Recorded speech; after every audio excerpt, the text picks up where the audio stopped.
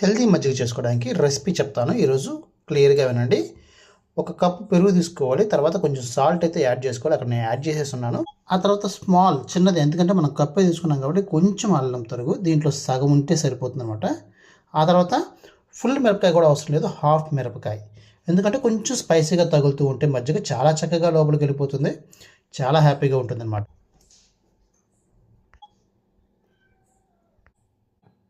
ఒకసారి చక్కగా బ్లెండ్ చేసుకుంటే ఇలా చక్కగా అవుతుంది.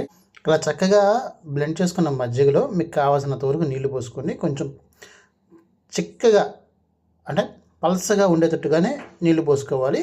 అప్పుడే మజ్జిగ చాలా బాగుంటుంది, టేస్ట్ కూడా అదిరిపోతుంది. ఒక్కసారి ట్రై చేయండి. అలాగే మీ రెసిపీ, అలాగే మీకు ఎలా వచ్చింది అనేది నాకు కామెంట్ సెక్షన్లో చెప్పండి. ఈ వీడియో నచ్చితే లైక్ చేయండి.